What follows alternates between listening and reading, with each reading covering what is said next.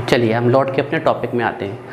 Last हमने पढ़ी थी इलेक्ट्रोफिलिक सब्स्टिट्यूशन रिएक्शंस इन हैलोएरीन। अच्छा, एक बात जो ध्यान रखने वाली है वो यह है कि ये जो alpha series of organic chemistry है, जिसमें क्लास 12th के ऑर्गेनिक केमिस्ट्री के चाहे वो कोई भी बोर्ड हो, even in neat and JEE exam also, जितने भी टॉपिक है हम इम्पोर्टेंट की तो बात कर ही नहीं रहे। इम्पोर्टेंट एक अलग चीज़ हो जाती है, मतलब कुछ स्पेसिफिक टॉपिक ही पढ़ाए जाते हैं। हम जो ये अल्फ़ा सीरीज है इसमें सिर्फ स्पेसिफिक टॉपिक नहीं है, इसमें हर एक वो टॉपिक है जिसकी नॉलेज हमें होनी चाहिए, जो एग्ज़ाम में भी आते हैं, प्रैक्टिकल पॉइंट ऑफ व्यू से भी हमारे लिए इम्पोर्टेंट है, एग्ज़ाम पॉइंट ऑफ व्यू से भी हमारे लिए इम्पोर्टेंट है, एंड नॉलेज के पॉइंट ऑफ व्यू से भी हमारे लिए इम्पोर्टेंट है। तो वो सभी क्वेश्चन हम इसमें कवर करेंगे। ये alpha series of organic chemistry, जिसमें हम 4 चैप्टर ऑर्गेनिक केमिस्ट्री के haloalkane, haloarene, alcohol, phenol, ethers, aldehyde, ketone, carboxylic acid and finally last one organic compounds containing nitrogen, चारों चैप्टर कवर करने वाले हैं।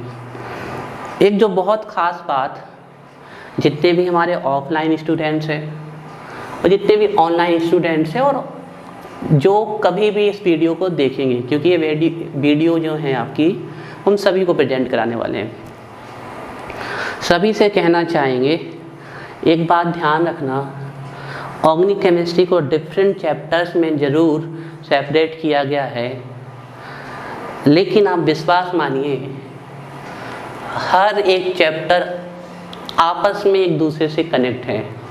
हमारे कहने का मतलब ही है कि एक्चुअली में अगर आप ऑर्गेनिक केमिस्ट्री को समझना चाहते हैं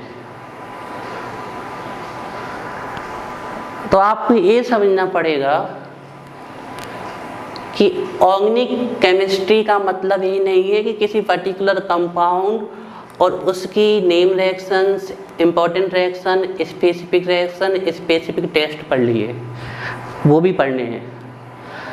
लेकिन हम अगर बताएं इम्पोर्टेंट, तो ऑर्गेनिक केमिस्ट्री हम आपकी तभी कंप्लीट मानेंगे, या कंप्लीट तो ना कहें, हम ऑर्गेनिक केमिस्ट्री में आपकी कमांड हम तभी मानेंगे जब आपको ऑर्गेनिक केमिस्ट्री में ट्रांसफॉर्मेशन, कन्वर्जन एंड मैकेनिज्म की अच्छी बेसिक नॉलेज होगी।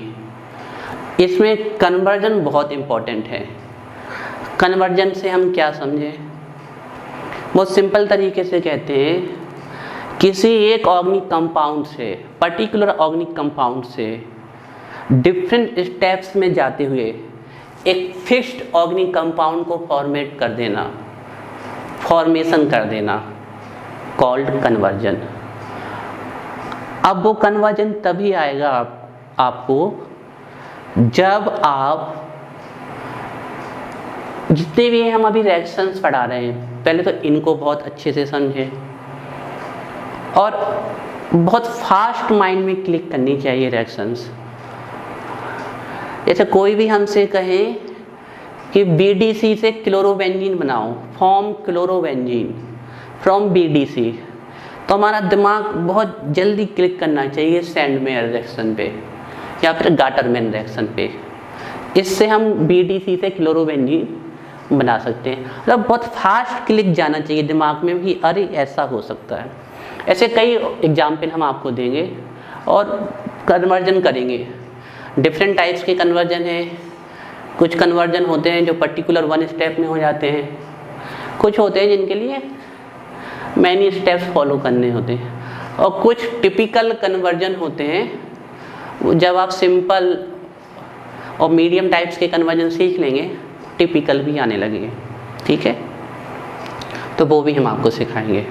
टॉपिक में वापस लौटते हुए हम कहना चाहेंगे कि हम जो मेन फोकस करने वाले थे, जो बात हम बीच में कहते कहते रुक गए, वो बात ये थी कि आप ये बात ध्यान रखिएगा कि जब हम किसी चैप्टर को पढ़ा रहे हैं, पर्टिकुलर चैप्टर को, तो हम सिर्फ उस चैप्टर की रिएक्शन नहीं पढ़ा रहे, उस चैप्टर की तो जितनी भी स्पेसिफिक चीज़ें हैं वो तो हम पढ़ाएंगे ही, साथ में वह चैप्टर किसी दूसरे चैप्टर से लिंक होते हुए कोई स्पेसिफिक चीज़ को ला रहा है, या फिर उस टॉपिक को सिंपल कर रहा है, या उससे कनेक्टेड हो रहा है, तो उसको भी हम यहीं पर क्लियर कर देंगे। इसके सबसे बड़े 2 बेनिफिट होंगे। एक तो पहली चीज़ ये होगी कि आपके लिए किसी भी चीज़ को अंडरस्टैंड करना बहुत आसान हो जाएगा। दूसरी चीज़, एक प्रकार की मैकेनिज्म की रिएक्शंस, टॉपिक या थ्योरेटिकल लैंग्वेज आपको एक साथ मिल जाएगी, तो ये हमारे लिए लर्न करना इजी हो जाएगा। और क्या होगा, और ये होगा कि हम उन रिएक्शंस को अभी भी पढ़ रहे हैं, साथ में हम चलते चलते उनको बार बार बीच में रिवाइज भी करते जाएंगे, और जब नेक्स्ट चैप्टर में वो रिएक्शन आएंगी, या कोई टॉपिक आएगा, या कोई टेस्ट आएगा, कुछ भी एनीथिंग एल्स, तो उसको हम फिर से पढ़ेंगे। तो जब हम किसी टॉपिक को बैकवर्ड फॉरवर्ड बार बार पढ़ेंगे, तो हमारी अंडरस्टैंडिंग डेवलप होगी, हमारा जो लॉजिक है, जो रीजनिंग पावर है, वो डेवलप होगी, और उसके साथ साथ हमारी लर्निंग एबिलिटी, कैपेसिटी, वो भी डेवलप होगी। और बार बार इस प्रकार से प्रैक्टिस करने से हमें चीज़ें याद हो जाएंगी, और फिर हमारे लिए याद करना तो आसान हो जाएगा। दूसरी एक जो प्रॉब्लम होती है कि जब बहुत सारी रिएक्शंस हो जाती है, मैकेनिज्म हो जाती है, तो बच्चों के साथ प्रॉब्लम ये आती है कि वो भूलने लगते हैं, तो एक वो प्रॉब्लम भी दूर हो जाएगी। ठीक है, तो एक छोटा सा संदेश था, मैसेज था सभी स्टूडेंट्स को, चाहे वो जितने भी ऑफलाइन प्रेजेंट है या जितने भी ऑनलाइन देख रहे हैं। अब अपने टॉपिक में आते हैं। लेक्चर 3 में हमने हेलोएरिन की इलेक्ट्रोफिलिक सब्स्टिट्यूशन रिएक्शन पढ़ी थी। आज हम पढ़ने जा रहे हैं फिनॉल में इलेक्ट्रोफिलिक सब्स्टिट्यूशन रिएक्शंस। और जब ये दोनों रिएक्शंस आपके सामने होंगी तो आप इन्हें बड़ी आसानी से लर्न कर पाओगे। ध्यान रखिएगा, हेलोएरिन एंड फिनॉल की, इन 2 की इलेक्ट्रोफिलिक सब्स्टिट्यूशन रिएक्शन जो है बहुत इम्पोर्टेंट है, मैनी टाइम्स पूछी गई है एग्ज़ाम में, और फ्यूचर में भी पूछी जा सकती है, बहुत ज़्यादा प्रोबेबिलिटी है। तो फिर हम अपने टॉपिक को स्टार्ट करते हैं। हेडिंग डालेंगे हम, हेडिंग होगी हमारी electrophilic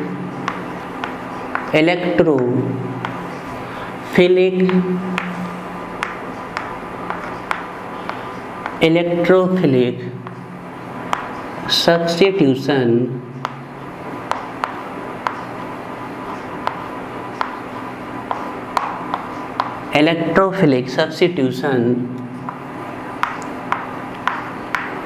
reactions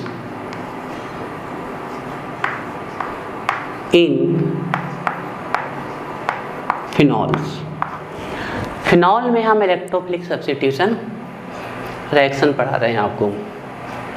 electrophilic substitution reactions in phenol. जिन बच्चों को अभी भी डाउट है what is the mean of electrophilic substitution reaction, वो लेक्चर 3 देख लें, या फिर वो अपने डाउट हमें लिख कर दें, तो फिर हम उनको क्लियर कर दें। ऑफलाइन बच्चे तो डायरेक्ट पूछ सकते हैं, ऑनलाइन बच्चे जो मैसेज है वो अपना कमेंट सेक्शन में लिख सकते हैं, तो उसके द्वारा हम बता देंगे। ठीक है ना, कोई भी प्रॉब्लम होगी तो इलेक्ट्रोफिलिक सब्स्टिट्यूशन रिएक्शंस क्या होती है इसके बारे में हम डिटेल से चर्चा कर चुके हैं लेक्चर 3 में। और हमने आपको बताया था कि हेलोएरिन एंड फिनॉल दोनों में जो इलेक्ट्रोफिलिक सब्स्टिट्यूशन रिएक्शंस होती हैं वो ऑर्थो एंड पैरा पोजीशन में होती है। Takes place in ortho position and para position. इसके पीछे रीजन ये था कि चाहे हम हेलोएरिन में देख लें या फिर हम फिनॉल में देख लें,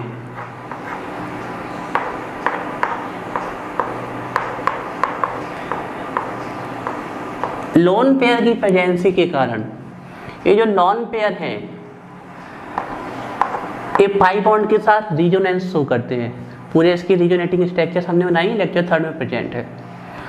उस रिजोनेंस के कारण जब ये आगे की तरफ शिफ्ट होते हैं आपके, तो ऑर्थो की पोजीशन पे एंड पैरा की पोजीशन पे पार्शियल नेगेटिव चार्ज डेवलप हो जाता है। सेम इसके केस में होता है ना। वही पूरी स्ट्रक्चर्स नहीं बना रहे, एक ही चीज़ को बार बार रिपीट करने से क्या फ़ायदा, है ना। वो लेक्चर 3 में पढ़ी हुई है।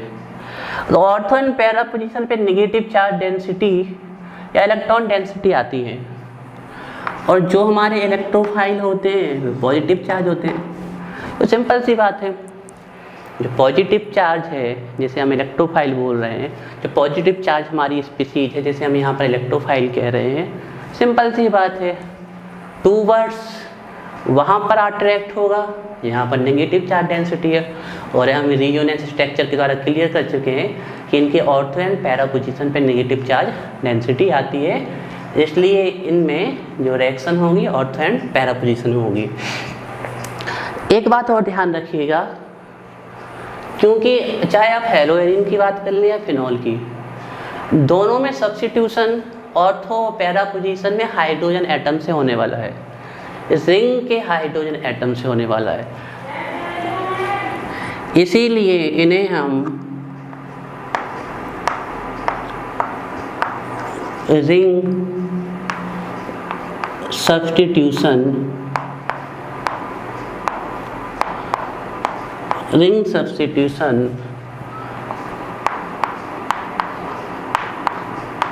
रिएक्शंस भी कहते हैं। इलेक्ट्रोफिलिक सब्स्टिट्यूशन रिएक्शन या रिंग सब्स्टिट्यूशन रिएक्शंस पढ़ किस में रहे हैं हम, फिनॉल में।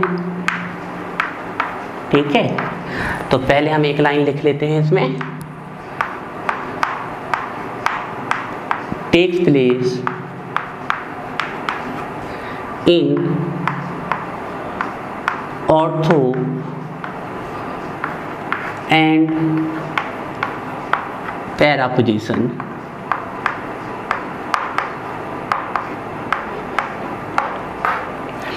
Takes place in ortho and para position. Ortho and para, ये दो ऑर्थो की पोजीशन हो गई आपकी और पैरा की हो गई। ठीक है, takes place in ortho and para position, इस बात को हमें रिमेंबर रखना है। ठीक है, अच्छा वही इलेक्ट्रोफिलिक सब्स्टिट्यूशन रिएक्शन पढ़ने वाले हैं हम जो हमने हेलोएरिन में पढ़ी थी। जनरली हमारी 4 टाइप्स की ही होती है। हेलोजिनेशन, अब हेलोजिनेशन के फर्दर नेम हो सकते हैं, अगर क्लोरीन से कर रहे हो क्लोरीनेशन, ब्रोमीन से कर रहे हो ब्रोमिनेशन। ठीक है ना, नाइट्रेशन, सल्फोनेशन, फिडरक्राफ्ट, इनमें से हेलोजिनेशन, नाइट्रेशन, आपकी सल्फोनेशन, ये तो तीनों रिएक्शंस लगभग सभी कंपाउंड्स में होती है। सभी कंपाउंड मतलब एरोमेटिक कंपाउंड्स में, जिसमें इलेक्ट्रोफिलिक सब्स्टिट्यूशन रिएक्शंस को जनरली हम पढ़ते हैं। लेकिन जो फिडरक्राफ्ट रिएक्शन है वो सभी में नहीं होती है, उसकी लिमिटेशंस हैं। तो जहाँ पर भी वो होती है वो हमारे लिए बहुत इम्पोर्टेंट हो जाता है, उसको हमें मस्ट रिमेंबर रखना है। मैनी टाइम्स फिडरक्राफ्ट रिएक्शन सेपरेटली भी पूछी गई हैं, सीधे सीधे इलेक्ट्रोफिलिक सब्स्टिट्यूशन रिएक्शंस पूछ ली जाती तो उसमें तो वो इंक्लूड रहती है, और अलग से भी पूछी जाती है। ठीक है ना, तो चलिए हम स्टार्ट करते हैं। ये लिख गया होगा,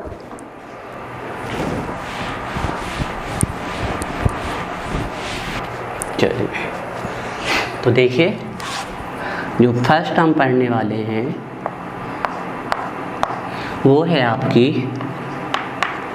हेलोजिनेशन।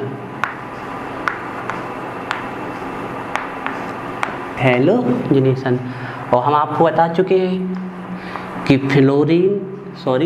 फिनॉल में जो हम हेलोजिनेशन पढ़ते हैं वो ब्रोमीन से पढ़ते हैं, तो इसे फर्दर आप ब्रोमिनेशन भी कह सकते हैं।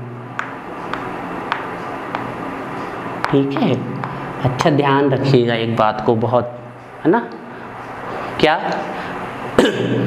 कि फिनॉल में हैलोजिनेशन कंडीशन बेस्ड है, 2 प्रकार का होता है ना, 2 types.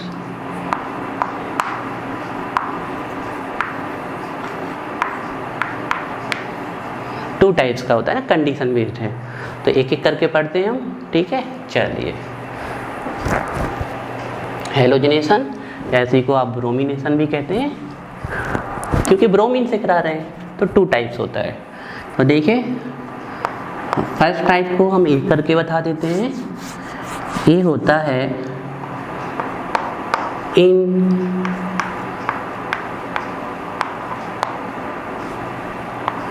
presence of non-polar solvent, non-polar solvent। तो फर्स्ट हैलोजिनेशन जो हम पढ़ने वाले हैं, ध्यान रखिएगा, उससे हम नॉन पोलर सॉल्वेंट की प्रेजेंस में पढ़ने वाले हैं। कुछ स्पेसिफिक नॉन पोलर सॉल्वेंट हम लिख दें तो देखिए, जैसे कि carbon disulphide CH2, carbon tetrachloride CCl4 and chloroform. यहाँ पर एक चीज़ हम आपको ज़रूर बताना चाहेंगे कि carbon disulphide and carbon tetrachloride के लिए तो डाइपोल मूवमेंट बिल्कुल 0 आता है, तो ये तो कम्प्लीटली नॉन पोलर है जिसकी बात हम यहाँ कर रहे हैं। लेकिन क्लोरोफॉर्म में थोड़ी बहुत पोलैरिटी पाई जाती है, लेकिन वो भी बहुत कम होती है, हम इसको नेग्लिजिबल कंसीडर कर सकते हैं, तो उसको भी इसी में रख दिया गया है। और यहाँ पर अगर हम बहुत इम्पॉर्टेंट पर्टिकुलर को हम टिक कर दें तो इस रिएक्शन में CH2 का यूज करते हैं। इस बात को आपको ध्यान रखना है, non polar solvent carbon disulphide का यूज करना है। तो देखिए, इसमें हम लिखेंगे थोड़ा सा क्या होता है इसमें, है ना। जब हम फिनॉल का ब्रोमिनेशन करेंगे नॉन पोलर सॉल्वेंट की प्रेजेंस में तो क्या होगा, है ना, देखते हैं इसको। लिखिए सभी लोग, ortho and para bromo phenol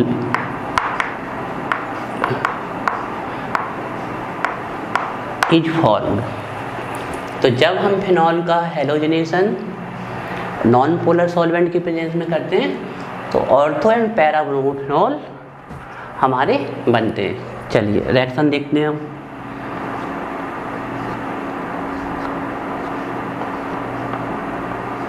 ये हो गया हमारा फिनॉल, और जैसा कि हमें लैंग्वेज से क्लियर हो रहा है कि ऑर्थो पे एंड पैरा पोजीशन पे ब्रोमो आने वाले हैं, तो हमने उन दोनों पोजीशन के हाइड्रोजन शो कर लिए, क्योंकि हमें क्लियर है कि रिंग में जो सब्स्टिट्यूशन होने वाला है ऑर्थो एंड पैरा पोजीशन से होने वाला है, और सब्स्टिट्यूट कौन होंगे, हाइड्रोजन एटम। ब्रोमीन से करनी है, जैसे कि हम शुरू में बता चुके कि हैलोजिनेशन यहाँ पर हम ब्रोमीन से पढ़ रहे हैं। थर्ड चीज, कोई हमें एक नॉन पोलर सॉल्वेंट लेना है, मोस्टली कार्बन डाइसल्फाइड होता है। टेम्परेचर बहुत लो होता है, 0 डिग्री सेल्सियस, या आप केल्विन में लिखना चाहे तो 273 केल्विन। तो देखिए, अगर ऑर्थो से H निकलेगा, यहाँ से Br, तो जो रिमेनिंग Br है वो यहाँ पर आके लिंक होगा, और पैरा पे हो रहा है तो पैरा पे। अच्छा, यहाँ पर एक चीज़ हमें कंसीडर करके चलनी है ना, केमिस्ट्री में सभी रिएक्शन बैलेंस करके लिखी जाती हैं, इन रिएक्शंस को भी बैलेंस करके लिख सकते हैं, लेकिन कोई ज़रूरत नहीं है, यहाँ कॉन्सेप्ट आना चाहिए आपको पर्टिकुलर, ठीक है। तो हम ऐसा अज्यूम करके चल रहे हैं कि बहुत सारे मॉलिक्यूल्स किसी कंटेनर में, वेसल में फिनॉल के पड़े हुए हैं,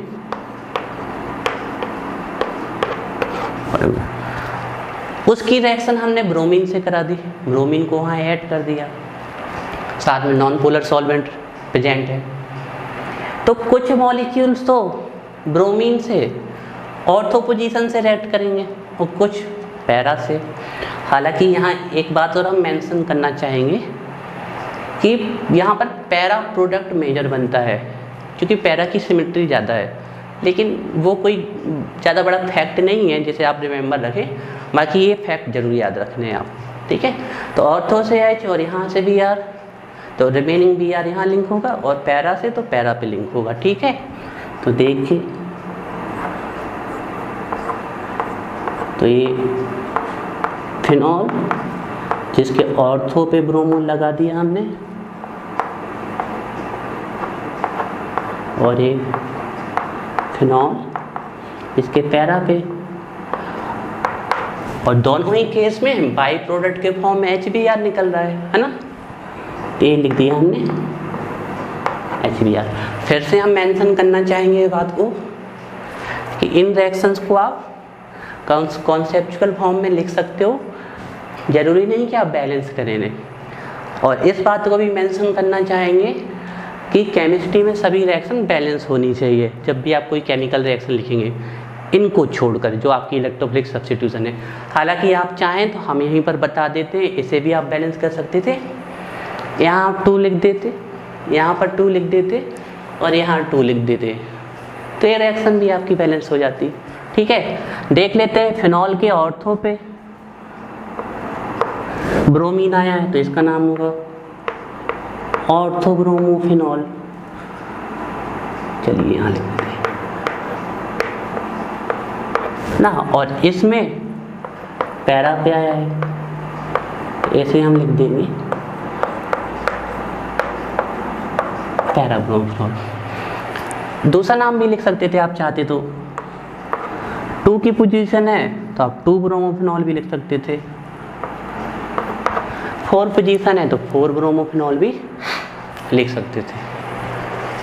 लिख लीजिए, नोट कर लीजिए। फर्स्ट केस जब नॉन पोलर सॉल्वेंट के प्रेजेंस में करते हैं तो फिनॉल ब्रोमीन से non polar solvent very low temperature 0 degree Celsius पर रिएक्ट करके ऑर्थो एंड पैरा ब्रोमोफिनॉल बनाता है। चलिए नेक्स्ट टाइप करते हैं ना, ये फर्स्ट टाइप हो गया आपका।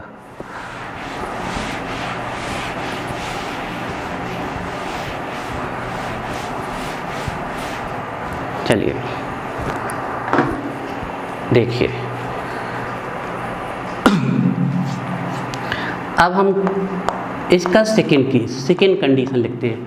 फर्स्ट वाला था नॉन पोलर सॉल्वेंट की प्रेजेंस में, सेकेंड वाला होगा पोलर सॉल्वेंट की प्रेजेंस में। तो देखिए, in presence of polar solvent,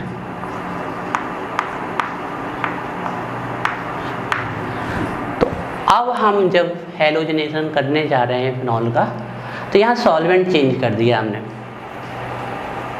अब जो सॉल्वेंट है वो पोलर है, और अगर हम आपको कह दें कि जो हमारा सबसे अच्छा पोलर सॉल्वेंट है, जिसे हम यूनिवर्सल सॉल्वेंट भी कहते हैं, वो है हमारा वाटर, ठीक है। तो देखिए, इसमें भी हम लिखेंगे, लिखिए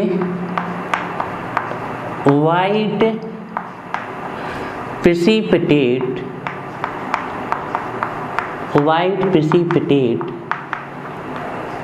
ऑफ 2,4,6 है ना, कॉमा जरूर लगा देना, 246 हो जाएगा। 246 ट्राइब्रोमो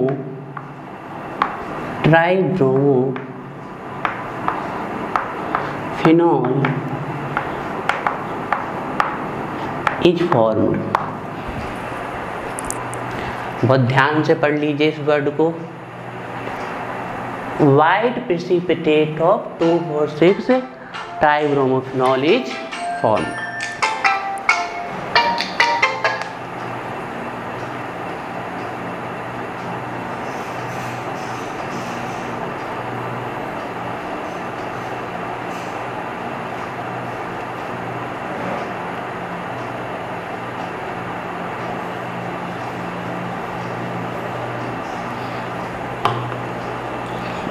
चलिए, अच्छा क्या बोल रहे थे हम, बहुत अच्छे से इस बात को नोट कर लीजिए कि white precipitate of 2,4,6 tribromophenol is form. क्यों इतना ज़्यादा हम मेंशन कर रहे हैं इस बात को, क्योंकि ये फिनॉल का एक टेस्ट भी है। अगर आप पता करना चाहते हैं कि गिवन ऑर्गेनिक कंपाउंड फिनॉल है कि नहीं, तो ये टेस्ट किया जा सकता है। हालांकि हम आपको एक चीज़ बता दें, ब्रोमीन को हैंडल बहुत ही ज़्यादा सावधानी से करना चाहिए। बहुत हार्मफुल लिक्विड है bromine, is a liquid only, ऐसा नॉन मेटल है या हाइड्रोजन लिक्विड स्टेट में। हालांकि ये बात अलग है कि अगर आप इसे ओपन टेम्परेचर में छोड़ेंगे, एनवायरनमेंट में छोड़ेंगे, तो ये वेपोराइजेशन इसका चालू हो जाता है, गैसियस फॉर्म में जाने लग सकती है ना। तो इसको हैंडल करना थोड़ा सा बहुत सावधानी से, आपके टीचर ही कराए तब। तो बड़ी ये वाला टेस्ट आपको स्कूल लेवल में तो इतनी आसानी से उपलब्ध नहीं होगा, हाँ कॉलेज लेवल में भले ही आपको टीचर करा दे, लेकिन थ्योरेटिकल रूप से आप इसको याद रख सकते हैं कि white precipitate of 2,4,6 tribromophenol is form. ध्यान रखिएगा, ये टेस्ट से फिनॉल देता है, एल्कोहल नहीं देता है। तो यहाँ से एक हमारा डिफरेंस भी क्रिएट हो गया बिटवीन एल्कोहल एंड फिनॉल। अगर आप एल्कोहल की reaction bromine in presence of water कराओगे तो नो रिएक्शन होगा, नो टेस्ट, और फिनॉल से कराओगे तो वाइट पीपीटी मिल जाएगी, है ना। अच्छा, एग्जाम में यहाँ से इसका कन्वर्जन भी पूछा गया है। कैसा आता है इसका कन्वर्जन, ऐसे लिख के पूछ लेते हैं आपसे कि पूछ लेंगे फिनॉल से ट्राइब्रोमोफिनॉल बनाइए, सीधे ट्राइब्रोमोफिनॉल बोल सकते हैं ना, और पोजीशन के साथ भी बोल सकते हैं कि 2,4,6 ट्राइब्रोमोफिनॉल बनाइए, है ना। ये कन्वर्जन भी आप अपनी नोटबुक में नोट करते जाइए, 2,4,6 ट्राइब्रोमोफिनॉल, है ना, 2,4,6। तो ऐसा कन्वर्जन आपके एग्जाम में मैनी टाइम पूछा गया है, फ्यूचर में भी पूछा जाएगा, ठीक है। फिनॉल से 2,4,6 ट्राइब्रोमोफिनॉल ऐसे भी आ सकता है, या फिर सिर्फ इतना भी आ सकता है, फिनॉल टू ट्राइब्रोमोफिनॉल। चलिए अब इसकी रिएक्शन देख लेते हैं, है ना। तो देखते हैं,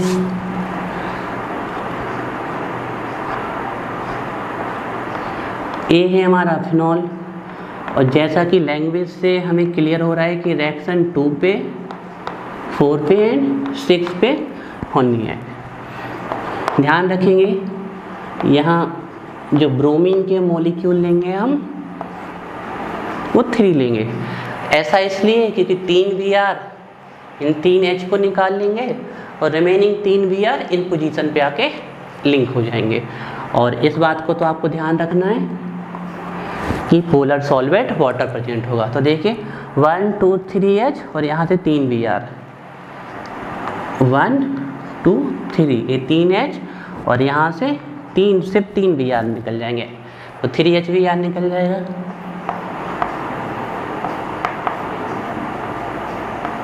थ्री HBr हमारा निकल जाएगा, ठीक है, 3 HBr, और रिमेनिंग 3 Br इन पोजीशन पे आके लिंक हो जाएंगे।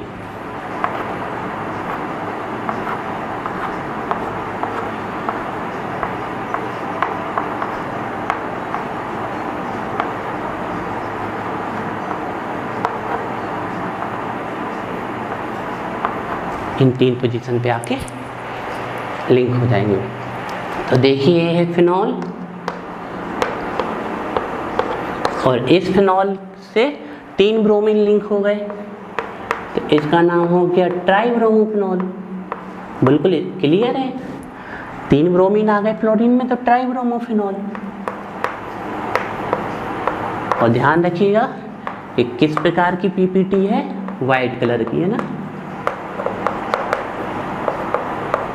ऐसे डाउनवर्ड एरो, जैसे कोई चीज़ प्रेसिपिटेट हो रही है, कोगुलेट हो रही है, तो डाउनवर्ड एरो लगा देते हैं। और कोई चीज़ गैसियस फॉर्म में रिलीज हो रही है, जैसे H2O2, तो ऐसे अपवर्ड एरो लगा देते हैं ना।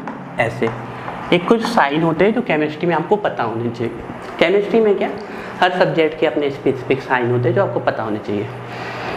अच्छा, ट्राइब्रोमोफिनॉल, ठीक है, लेकिन और अच्छा नाम देना चाहें तो हम ऐसे भी लिख सकते हैं पोजीशन के साथ। देखिए ये फिनॉलिक ग्रुप हो गया, तो इसके रेस्पेक्ट में इसकी पोजीशन 2, 3 और ये इसकी 4, 5 और 6।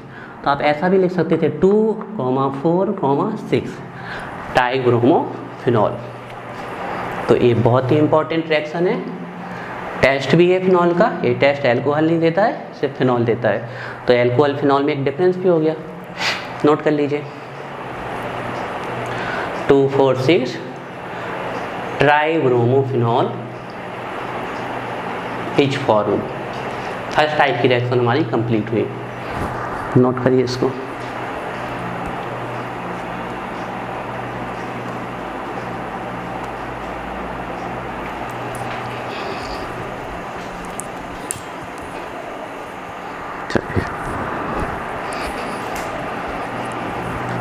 कंप्लीटेड।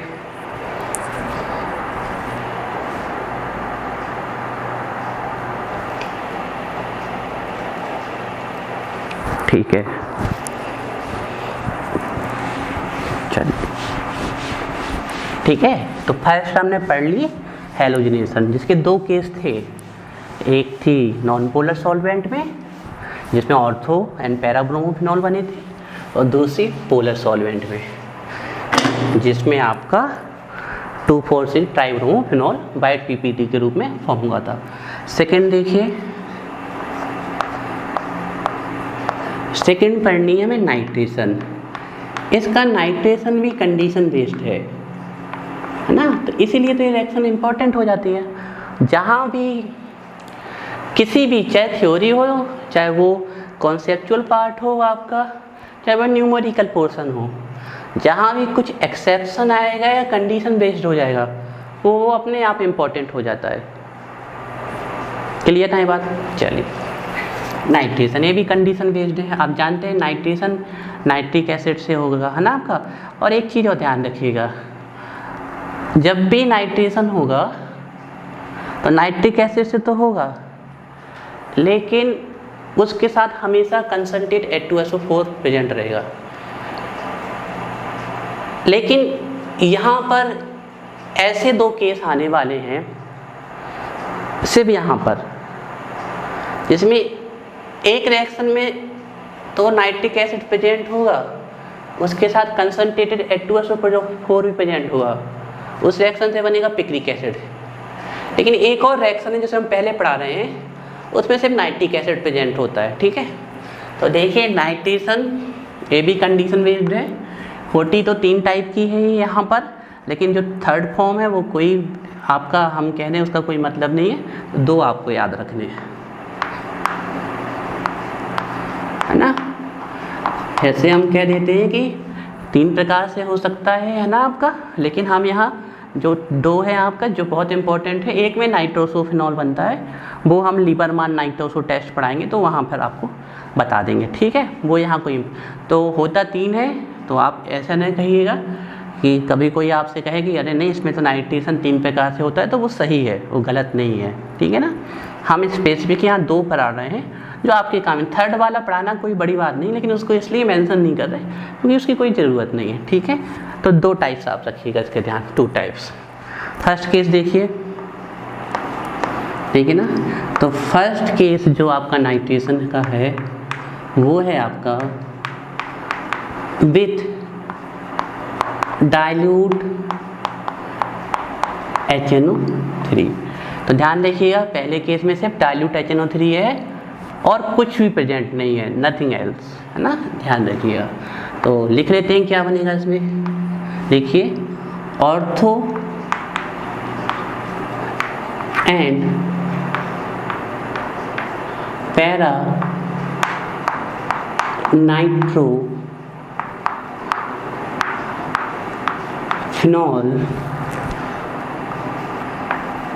फिनॉल्स आर फॉर्म्ड, ठीक है। नोट कर लीजिए इस लैंग्वेज को, ortho and para nitro phenols are formed. कब? जब हम फिनॉल की रिएक्शन डाइल्यूट HNO3 से कराएंगे। देखते हैं इसकी रिएक्शन।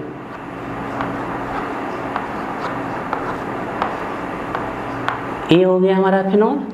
और लैंग्वेज से क्लियर हो रहा है, लैंग्वेज से भी क्लियर हो रहा है। हम पहले भी कॉन्सेप्चुअल बता चुके हैं कि ऑर्थो पैरा पोजीशन पे ही होगी, तो ये ऑर्थो और पैरा की रिएक्शन है ना। अच्छा, थोड़ा सा हम एक चीज़ बता दें आप, क्या वो ये कि HNO3 को आप जब रिएक्शन में यूज करते हैं तो कुछ इस प्रकार से लिख सकते हैं।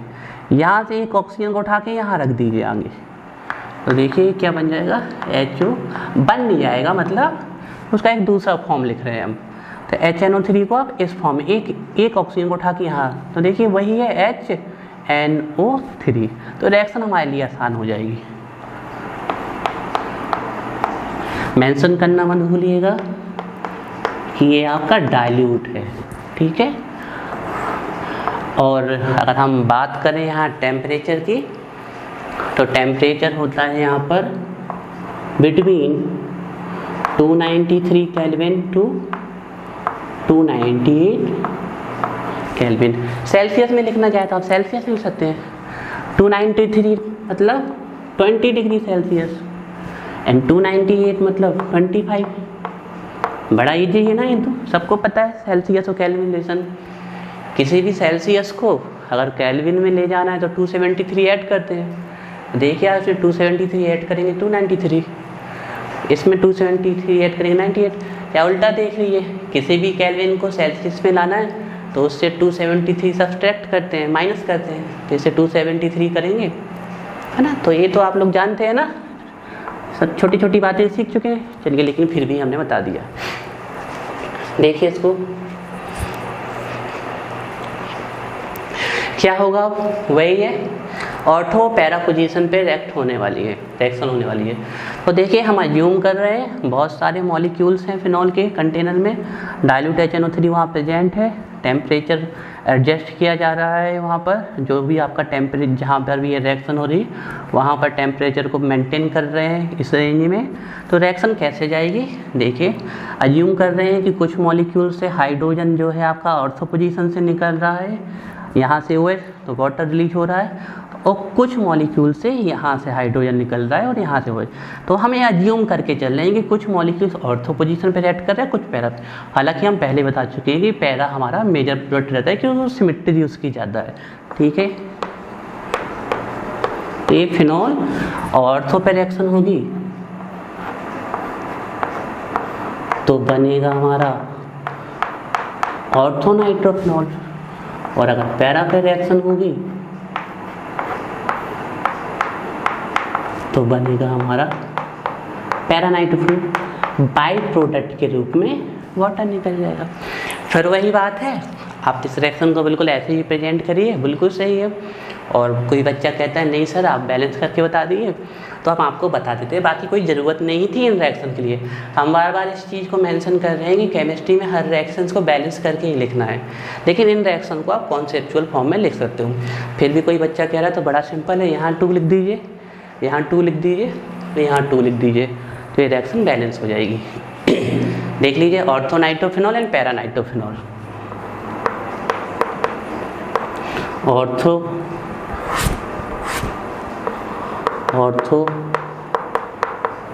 नाइट्रोफिनॉल और ये है पैरा नाइट्रोफिनॉल।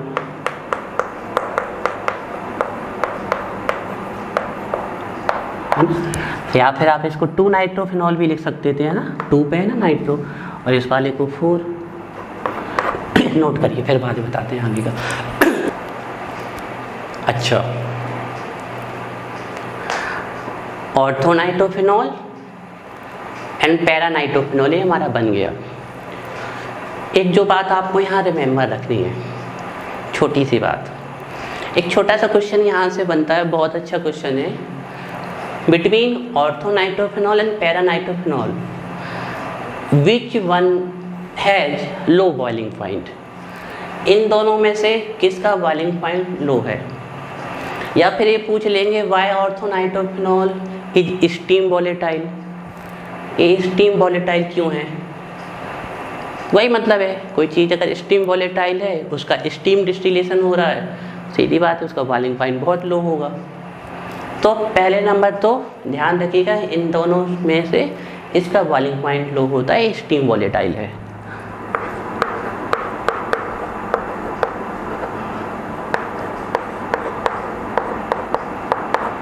ये आपकी स्टीम वॉलेटाइल है। क्वेश्चन बनता है why orthonitrophenol is steam volatile, या दूसरा क्वेश्चन ऐसा बनता है between ortho and paranitrophenol, which one has low boiling point and why. तो इस क्वेश्चन को हम बड़े डिटेल से डिस्कस करेंगे आगे, लेकिन थोड़ा सा हम बता देते हैं जिस बच्चे को थोड़ी सी नॉलेज चाहिए तो 2 वर्ड याद कर लेगा तो ये आंसर कंप्लीट हो जाएगा।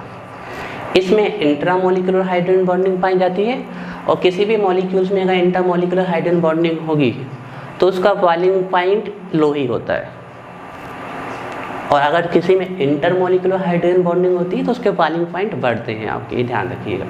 तो अगर एक वर्ड में आप आंसर जानना चाहते हैं तो orthonitrophenol is steam volatile due to the presence of intra, molecule के अंदर ही अगर बॉन्ड बन जाए तो उन्हें इंट्रा बोलते हैं, और मॉलिक्यूल्स के बीच में बिटवीन मॉलिक्यूल्स बनने लगे, कई सारी मॉलिक्यूल्स जुड़ने लगे, एक से दूसरा चेन बन जाए तो वो इंटर होते हैं, है ना। तो ये इसका आंसर है। हम फर्दर इसको बाद में डिटेल से डिस्कस करेंगे जब ये टॉपिक एंड हो जाएंगे। तो फर्स्ट कंडीशन पढ़ ली हमने विद डाइल्यूट HNO3, ठीक है। ये स्टीम वॉलेटाइल है, इसका बॉइलिंग पॉइंट लो होता है, ठीक है। नेक्स्ट केस देखते हैं हम।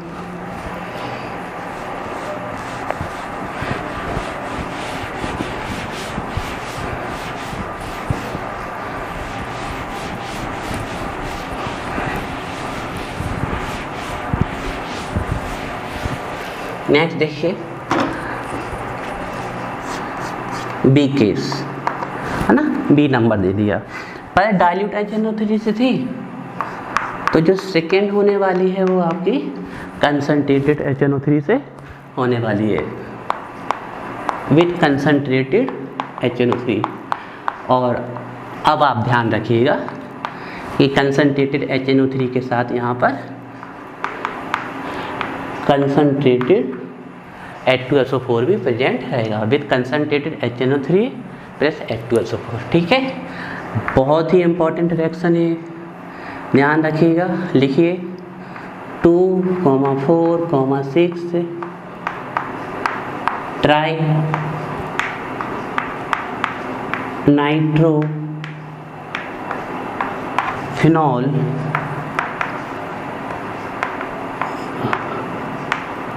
Is form.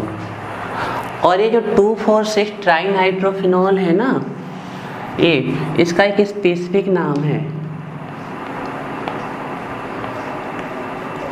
पिक्रिक एसिड, ठीक है। तो देखिए इसका कन्वर्जन आया है एग्जाम में कई बार, ऐसे पूछा गया आपके phenol to picric acid, phenol से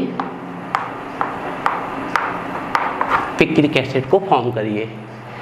इस प्रकार से इसका कन्वर्जन मैनी टाइम्स एग्जाम में पूछा गया है आपके, है ना। या फिर हो सकता है कि ऐसे पूछ लें कि फिनॉल से 2,4,6 ट्राइनाइट्रोफिनॉल बनाइए, एक ही चीज़ है ना। चलिए देखते हैं इसकी रिएक्शन। अच्छा, जैसा कि लैंग्वेज से हमें क्लियर हो रहा है कि इस बार 2 पे, 4 पे और 6 पे होने वाली है रिएक्शन। ट्राइनाइट्रोफिनॉल बनने हैं। नाइट्रिक एसिड को हमने बताया था कैसे लिख सकते हो आप, है ना, थोड़ी देर पहले ऐसे लिख सकते हो HONO2, एक नीचे H और ये NO3। ध्यान रखिएगा, मेंशन जरूर करिए, एक कंसंट्रेटेड है और प्रेजेंसी किसकी रहेगी, कंसंट्रेटेड H2SO4 की। यहाँ टेम्परेचर कोई स्पेसिफिक चीज़ नहीं है, ठीक है। चलिए, अच्छा हमें क्लियर हो रहा है कि 2,4,6 पे 3 नाइट्रो आने हैं, तो यहाँ से 3 हाइड्रोजन एलिमिनेट होने वाले हैं। 2,4,6 पे 3 नाइट्रो आने वाले हैं, कहाँ से आएंगे, यहाँ से। तो हम यहाँ से ध्यान रख सकते हैं कि हमें 3 लेने पड़ेंगे मॉलिक्यूल। तो देखिए 1 2 3, 3 हाइड्रोजन यहाँ से और 3 OH यहाँ से। एक सिंपल तरीके से हम समझ लें कि एक H और एक OH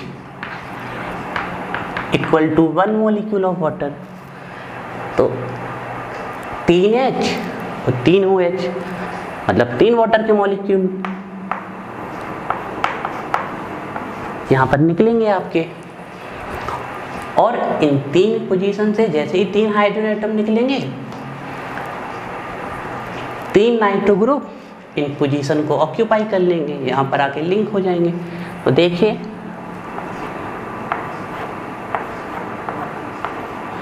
ए फिनॉल और NO2 और यहाँ पर थोड़ा लिंक करते समय इस साइड ध्यान रखिएगा, नाइट्रोजन से लिंक होना है ना, तो कुछ NO2 को इस प्रकार से लिखेंगे यहाँ पर, है ना, NO2।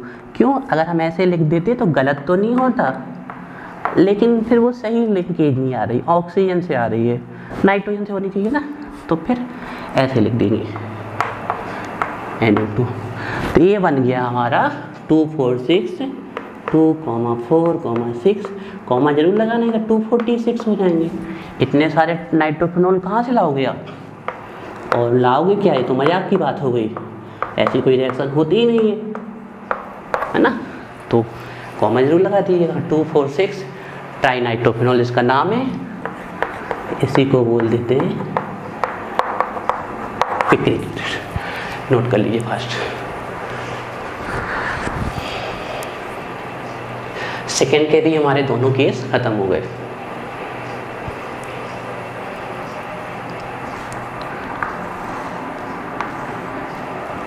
एक कन्वर्जन याद रखिएगा,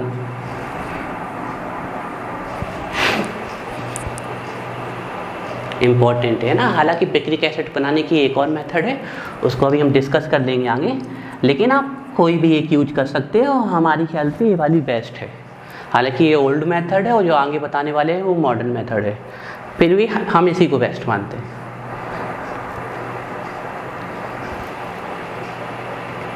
चलिए ठीक है, तो 2 केस हो गए हमारे। अब हम तीसरे केस पे आ रहे हैं।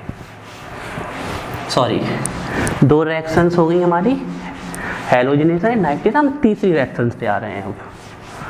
देखिए इसमें हर रिएक्शन कंडीशन बेस्ड है, इसीलिए तो बहुत इंपॉर्टेंट है। तीसरी रिएक्शन भी इसमें कंडीशन बेस्ड होने वाली है ना। तो देखिए थर्ड वन है जो हमारी,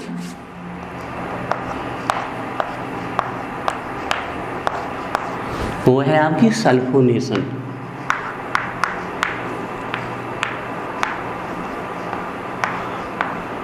सल्फोनेशन, और आपको पता ही होगा कि सल्फोनेशन किससे कराते हैं हम? कंसंट्रेटेड H2SO4 से। इसको भी आप थोड़ा एक स्पेसिफिक टाइप से लिखना सीख लीजिए। कब? जब रिएक्शन कराओ, तो रिएक्शन आपके लिए थोड़ा इजी हो जाएंगे। क्या? यहाँ से एक ऑक्सीजन एटम को उठा के यहाँ ले आइए, और यहाँ से एक हाइड्रोजन को उठा के यहाँ ले आइए, तो देखिए क्या बन जाएगा। HO बन नहीं जाएगा कुछ, मतलब एक अलग फॉर्म में लिख दिया हमने उसको, तो हमारे लिए थोड़ा रिएक्शन करना सरल हो जाएगा। यहाँ से H यहाँ ले गए और ऑक्सीजन यहाँ ले आए, आप चेक कर सकते हो H2SO4, ठीक है। तो अब इस ये भी रिएक्शन कंडीशन बेस्ड है, हालांकि दोनों कंडीशन एक साथ इंक्लूड कर देंगे इसमें। तो देखिए ये हो गया आपका फिनॉल, ठीक है, और इसमें लिंकेज ऑर्थो एंड पैरा पे ही जाने वाली है, लेकिन ये रिएक्शन कंडीशन बेस्ड है, ठीक है। ध्यान रखिएगा कैसी कंडीशन बेस्ड है, बताते हैं अभी आपको, है ना। पहले हम जिससे रिएक्शन होनी है उसको लिख लें। किससे होनी है? कंसंट्रेटेड सल्फ्यूरिक एसिड से होनी है। देखिए यहाँ कंडीशन टेम्परेचर डिपेंडेंट है। किस पे डिपेंडेंट है कंडीशन? टेम्परेचर पे। कैसे टेम्परेचर पे डिपेंड है सर? ध्यान रखिएगा, अगर आप टेम्परेचर को 10 degree Celsius to 15 degree Celsius react करते हैं तो ortho hydroxy benzene sulphonic acid बनेगा, और 100 डिग्री सेल्सियस रखते हैं तो para hydroxy benzene sulphonic acid बनेगा। आप केल्विन में लिखना चाहे तो उन्हें केल्विन में लिख लीजिए, 273 ऐड कर दीजिए, फिर 283 हो जाएगा यहाँ पर, और इसमें 273 ऐड कर दीजिए, 288 केल्विन हो जाएगा।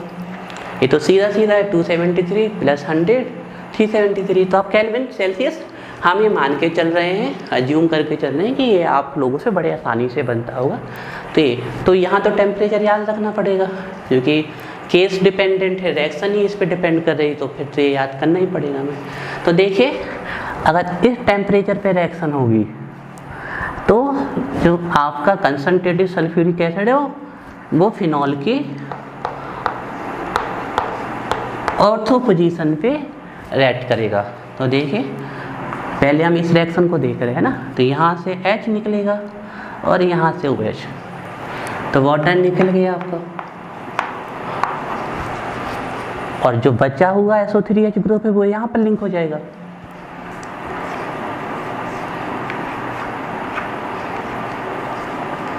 तो फिनॉल और SO3H ग्रुप यहाँ पर लिंक हो गया।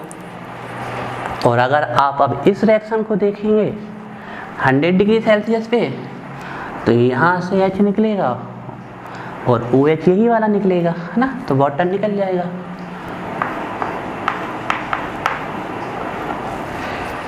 पैरा से एलिमिनेशन हुआ है, एलिमिनेशन नहीं सब्स्टिट्यूशन कह लें, बेटर वर्ड है हमारे लिए, सब्स्टिट्यूट हो रहा है, एक के प्लेस में दूसरा आ रहा है। तो यहाँ से H यहाँ से OH, तो वाटर निकला और SO3H आके यहाँ लिंक हो जाएगा।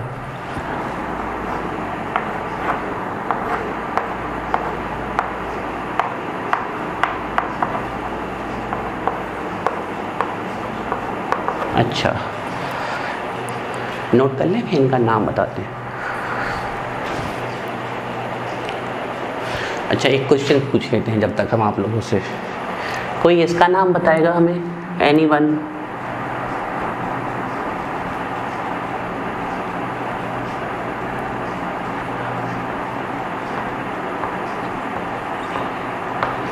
इस मॉलिक्यूल का क्या नाम है?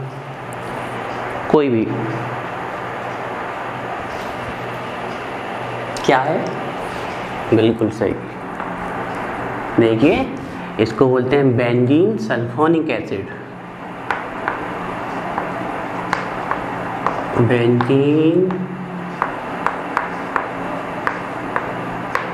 Sulphonic acid, benzene sulphonic acid. तो आप इसको देखेंगे तो ये भी वही मॉलिक्यूल है, benzene sulphonic acid, benzene sulphonic acid. और ये फंक्शनल ग्रुप की प्रायोरिटी में लगभग कार्बोक्सिलिक एसिड के इक्वल आता है। कहीं कहीं इसको फर्स्ट पोजीशन दी गई, कार्बोक्सिलिक एसिड को सेकंड, लेकिन अब मैक्सिमम बुक्स में कार्बोक्सिलिक एसिड को फर्स्ट पोजीशन दी गई है और ये सेकंड पे आ जाता है आपको। ठीक है, तो ये हमारा मेन ग्रुप हो गया। तो फिर इसको क्या बोलेंगे? तो जब भी OH ग्रुप साइड में आएगा तो उसको हाइड्रोक्सी बोलते हैं। ऐसे भी आप दे सकते हो, जैसे NaOH में हम OH को क्या बोलते हैं? Hydroxide, sodium hydroxide. तो अब हमारा एक ग्रुप मेन हो गए, तो ये साइड में जाएगा तो हाइड्रोक्सी।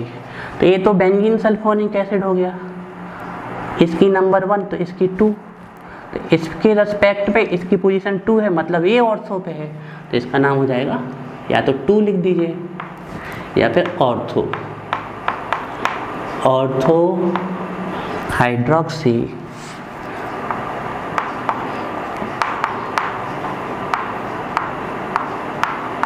ऑर्थो पे हाइड्रोक्सी है, किसके? बेंजीन सल्फोनिक एसिड, बेंजीन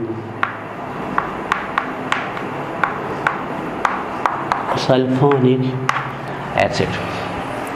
और इसके रेस्पेक्ट में देख लें तो बेंजीन सल्फोनिक एसिड के रेस्पेक्ट में इसकी पोजीशन पैरा जा रही है, 4 जा रही है, तो इसका नाम हो जाएगा 4 या फिर पैरा, पैरा हाइड्रोक्सी।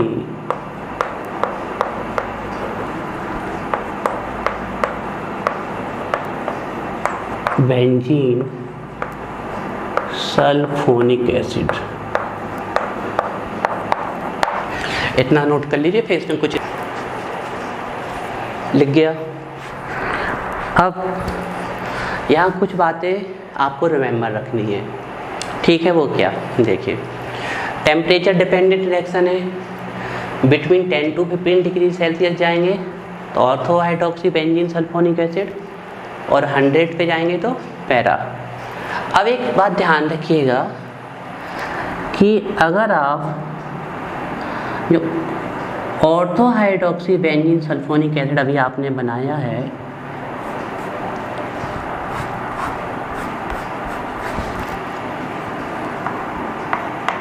जो ortho hydroxy benzene sulphonic acid अभी आपने बनाया है, इसका टेम्परेचर चेंज कर देंगे। बनने के बाद अगर आप टेम्परेचर चेंज कर देंगे, कितना कर देंगे बताते हैं अभी।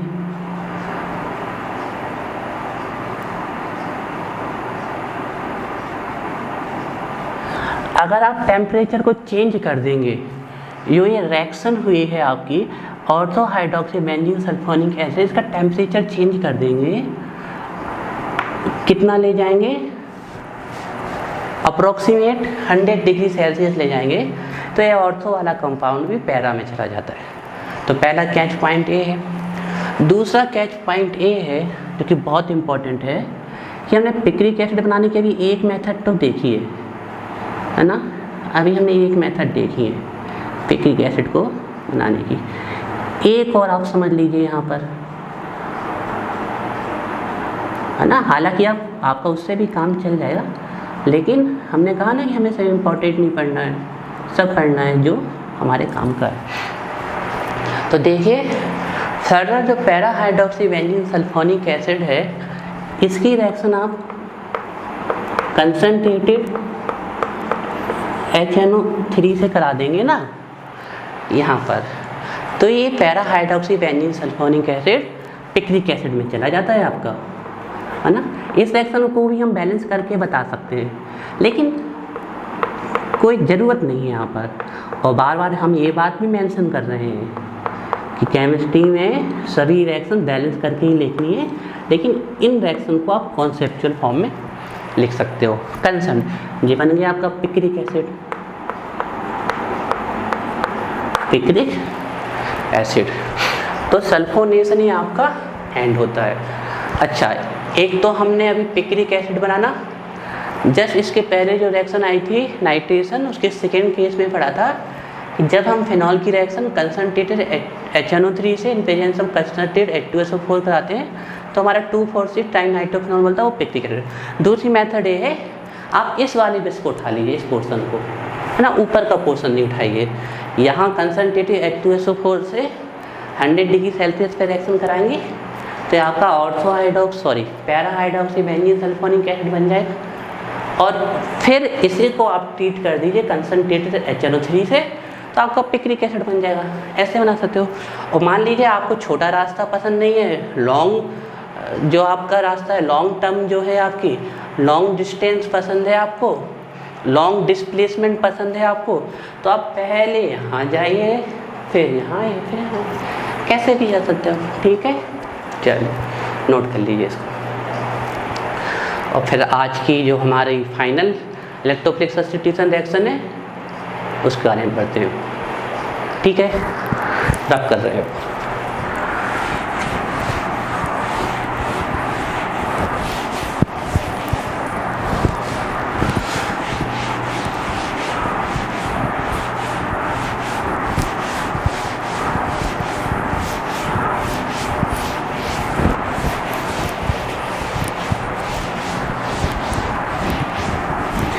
चलिए, फोर्थ वन जो हमारी रिएक्शन है,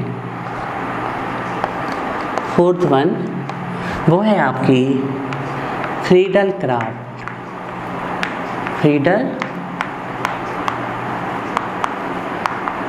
craft reaction, Friedel craft reaction. थोड़ी सी पहले हम यहाँ पर कुछ बातें डिस्कस करना चाहेंगे।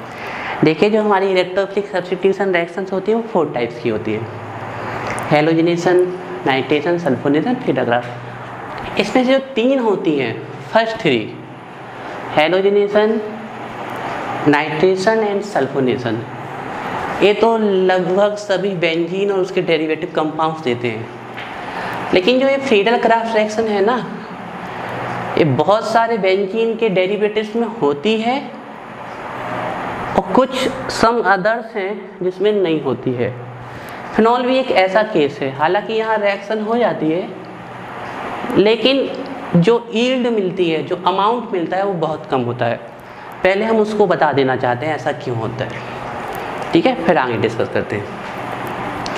देखिए जो फ्रीडल क्राफ्ट रिएक्शन है आपकी, हम यहाँ फिनॉल में पढ़ रहे हैं, इसका कैटालिस्ट पता है हमें क्या होता है, AlCl3 है ना, AlCl3 इसका कैटालिस्ट है। और अगर हम ऑक्टेट कॉन्सेप्ट जानते हैं तो किसी भी मॉलिक्यूल को स्टेबल होने के लिए अपना ऑक्टेट कंप्लीट करना होगा। तो अगर हम इसका देख लें तो इसके पास देखिए कितने इलेक्ट्रॉन है, सिंगल बॉन्ड मतलब 2 इलेक्ट्रॉन, तो 1 2 3 4 5 6, तो ये अनस्टेबल कंपाउंड है। तो इसको स्टेबल होने के लिए 2 इलेक्ट्रॉन चाहिए, तो इसका ऑक्टेट कंप्लीट होगा।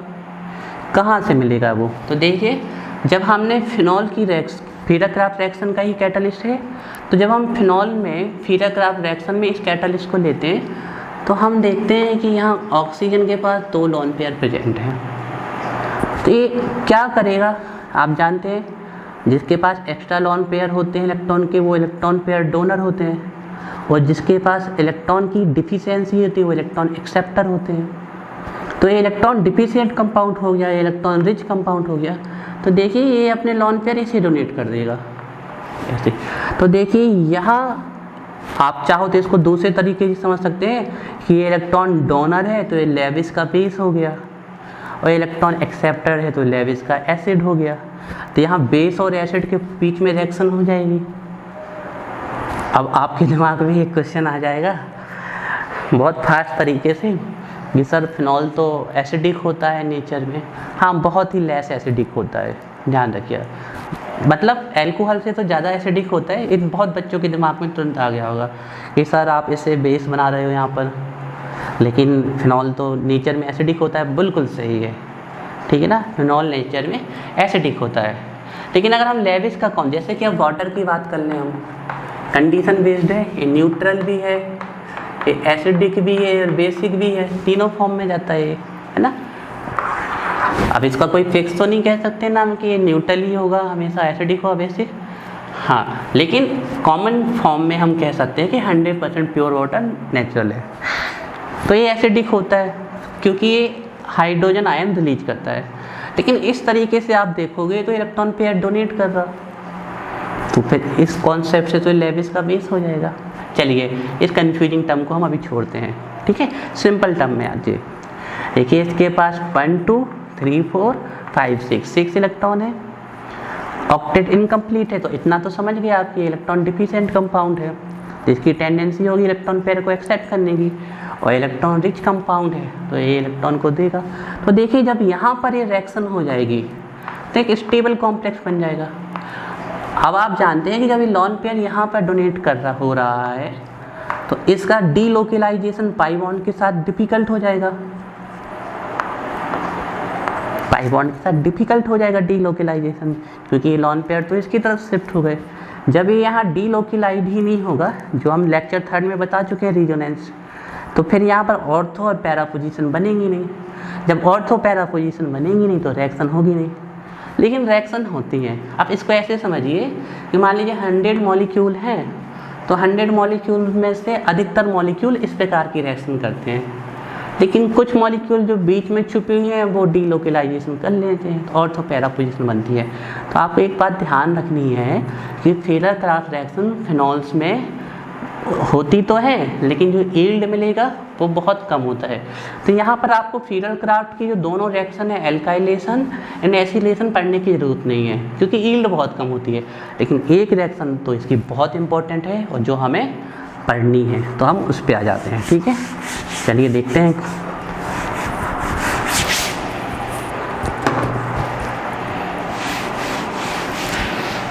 अब इसको लोन पेयर को हम इरेज कर देते हैं, ठीक है। तो ये हो गया फिनॉल। हम इसमें सिर्फ एक रिएक्शन पढ़ रहे हैं फ्रीडल क्राफ्ट की और उसका नाम है फ्रीडल क्राफ्ट एल्काइलेशन।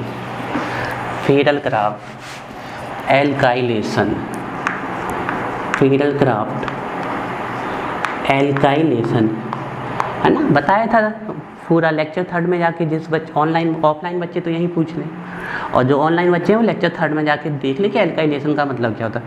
थोड़ा सा बता देते हैं, एल्किल ग्रुप का ऐड होना ही कहलाता है फ्यूरल क्राफ्ट एल्काइलेशन। और यहाँ पर हम रिएक्शन पढ़ने वाले हैं एल्किल हैलाइड से, ठीक है। और हम बता ही देते हैं, वैसे तो आप कोई भी एल्किल हैलाइड ले सकते हो, लेकिन हम आपको बता देते हैं कि आप इस वाले एल्किल हैलाइड को ध्यान रखिए, ईजी हो जाएगा आपके लिए, है ना। तो पहले हम बता दें आप लोग, क्योंकि ये वाला एल्किल हैलाइड हमने फिक्स कर दिया, तो जो हमारा कंपाउंड बनेगा वो भी फिक्स होने वाला है। देखिए क्या बनेगा, लिख लीजिए, ortho and para cresol are form, है ना। Ortho and para cresol are form. अब सर क्रिजोल क्या होते हैं, ये तो हम पूछेंगे आप लोगों से, क्रिजोल क्या होते हैं, कोई बताएगा? चलिए टाइम नहीं वेस्ट करते हैं, हम ही बता देते हैं। कभी भी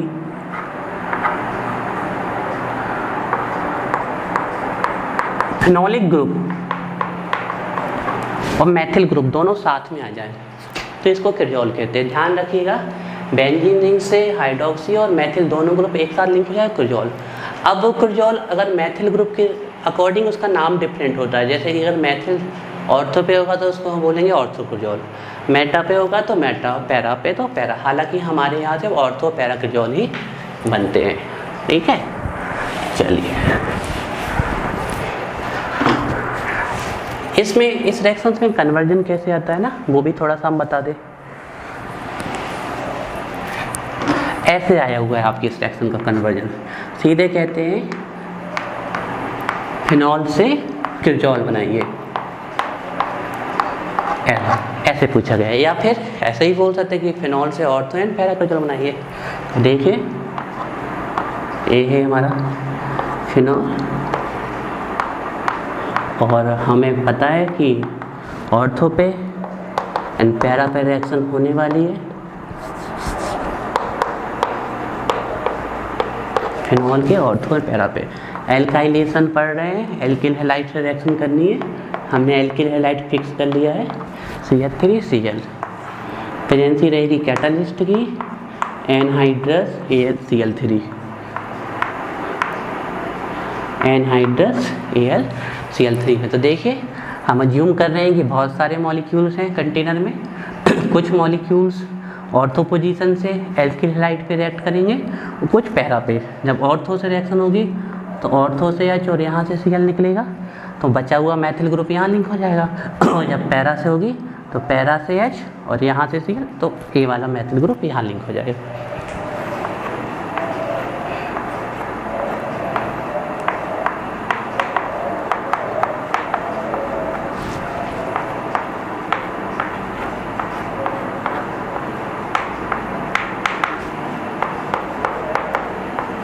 और निकल के आया है हमारा HCl। देख लीजिए, तो मैथिल फिनॉल, इसी को तो क्रिजोल बोलते हैं। फिर से हम कह रहे हैं कि इन रिएक्शन को कॉन्सेप्चुअली लिखना है, आपको बैलेंस करने की ज़रूरत नहीं है। हालांकि हम एक बात और बहुत क्लियर करना चाहेंगे कि केमिस्ट्री में हमेशा सभी रिएक्शन बैलेंस करके ही लिखनी है आपको। इन रिएक्शंस पे इसको जो इलेक्ट्रोफिलिक सब्स्टिट्यूशन रिएक्शंस हैं, इन्हें आप कॉन्सेप्चुअल फॉर्म में लिख सकते हो। और कोई बच्चा फिर भी कह रहा है सर बैलेंस लिख दीजिए, तो हम बता देते हैं, लिख लीजिए आप, यहाँ 2 लिख दीजिए, यहाँ 2 लिख दीजिए और यहाँ 2 लिख दीजिए, और फिर मैच कर लीजिए, आपकी रिएक्शन बैलेंस है, ठीक है। एक क्लोरोमीथेन हो गया आपका, मैथिल क्लोराइड। तो देखिए इसमें मैथिल की पोजीशन ऑर्थो है या 2 है, तो इसको बोलेंगे ऑर्थो क्रिजोल। और इसमें 4 है तो इसको बोलेंगे पैरा क्रिजोल, है ना। और भी कई नाम हो सकते हैं, ये मोस्ट इम्पॉर्टेंट नेम यही है इसके। और आप लिखना चाहें तो 2 मैथिल, बाकी बचा हुआ मॉलिक्यूल फिनॉल, ऐसे लिख सकते हो। इसको लिख सकते हो 4 मैथिल फिनॉल। और भी कई नाम हो सकते हैं, है ना। कैसे, जैसे कि आप टालुइन को मेन ग्रुप मानो अपना, तो आप भी बोल सकते हो 2 हाइड्रोक्सी टालुइन, और यहाँ पर 4 हाइड्रोक्सी टालुइन, लेकिन ये नाम आप याद रखिए। तो ये हमारी रिएक्शन हो गई। एक चीज़ और हम यहाँ बता दें जो हम अभी रीजन बता चुके हैं कि AlCl3 के कारण रिएक्शन डिफ़िकल्ट होती है, लेकिन फिर भी हो जाती है। लेकिन एक चीज़ ध्यान रखिएगा, जो यहाँ यील्ड मिलेगी वो बहुत कम होगी, है ना, लो यील्ड मिलेगी यहाँ पर, लो यील्ड, लो अमाउंट मिलेगा, इसको ध्यान। इस परेशानी को दूर भी किया जा सकता है। इसी के नीचे हम स्टार लगा के लिख देते हैं कि आप इसी रिएक्शन में अगर AlCl3 के प्लेस पे HF का प्रयोग कर लेंगे तो आपको यील्ड जो मिलेगी वो हाई मिलेगी। इसको नोट कर लीजिए, ठीक है। तो आपकी सभी हेलोइरिन्स की हम लेक्चर 3 में और आपकी फिनॉल की यहाँ करा दी। विथ है कहाँ कैसे क्वेश्चन बनते हैं उनको भी हमने बताने की कोशिश की है। कुछ 5-10 मिनट का लेक्चर और अटेम्प्ट करते हैं, फिर बाकी बाद में डिस्कस करेंगे। पहले इसको नोट कर लीजिए सभी लोग।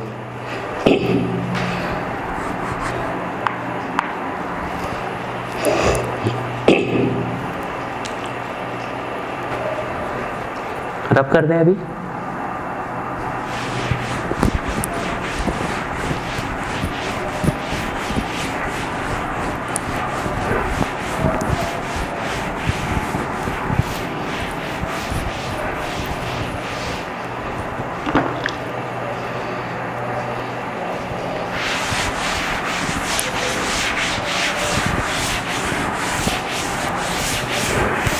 अच्छा देखिए,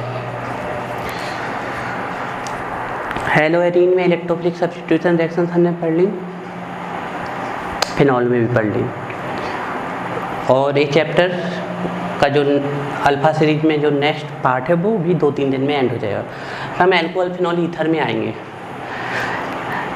लेकिन एल्कोहल और फिनॉल में कुछ डिफरेंसेस हम यहाँ बताना चाहते हैं। ऐसा इसलिए क्योंकि लास्ट 2 ईयर्स से लगातार कंटिन्यू आपके एल्कोहल और फिनॉल में डिफरेंसेस आ रहे हैं एग्जाम में, और पता भी होना चाहिए आप लोगों को, ठीक है ना। बहुत शॉर्ट में लिख रहे हैं यहाँ पर, जब चैप्टर्स में लिखेंगे इन्हीं पॉइंट्स को, लेकिन थोड़ा लैंग्वेज बढ़ा देंगे। तो अभी आप लोग इन डिफरेंसेस को कम से कम डायरेक्टली लर्न कर लीजिए। हालांकि क्योंकि आपने ये डिफरेंसेस अभी पढ़े नहीं हैं तो लर्न करना हो सकता है थोड़ा आपको मेहनत करनी पड़े, लेकिन जब एक एक पॉइंट पढ़ लेंगे तो हो जाएगा। पर आप लोग कोशिश करेंगे तो डायरेक्टली कम से कम 5-6 पॉइंट याद कर लेंगे। तो आज हमें एडवांस रूप में आपको ये बता रहे हैं, कोशिश करिएगा कि इतने फैक्ट आप जान लें। तो देखिए, alcohol means ROH and phenol में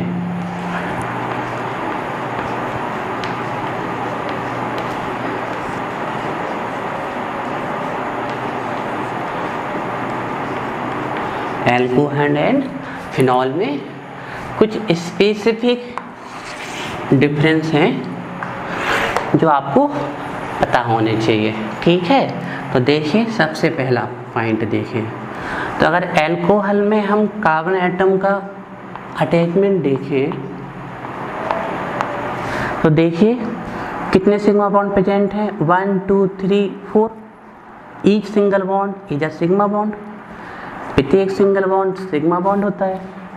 डबल बॉन्ड में एक सिग्मा 1 पाई होता है, एंड ट्रिपल बॉन्ड में एक सिग्मा 2 पाई होते हैं। ये तो सबको पता है ना, क्लास 11 पे पढ़ चुके हैं।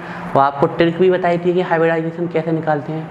तो यहाँ सिग्मा बॉन्ड का नंबर कितना आ रहा, 4, इसलिए इसका हाइब्रिडाइजेशन क्या होगा, sp3। तो सबसे पहला पॉइंट हमारा ये रहेगा कि एल्कोहल में जो हाइब्रिड स्टेट होती है कार्बन की वो sp3 होती है। अब फिनॉल में देख लें हम कि फिनॉल में क्या होती है इसकी हाइब्रिड स्टेट, है ना। तो देखिए, ये है आपका फिनॉल, है ना, फिनॉल, ये फिनॉल, ठीक है। इस वाले कार्बन को शो कर देते हैं, इस वाले को। अब चेक करिए कितने सिग्मा बॉन्ड है, 1 2 3, क्योंकि डबल बॉन्ड तो पाई बॉन्ड हो गया। तो इसमें जो कार्बन का हाइब्रिडाइजेशन होता है वो क्या, sp2 होता है। तो पहला डिफरेंस तो बहुत सिंपल है, sp3 sp2, first point. Second point कि बहुत ही कम एसिडिक होता है, very less acidic, very less acidic. और अगर आप इसको लिख दो तो ये गलत नहीं होगा, ऑलमोस्ट न्यूट्रल,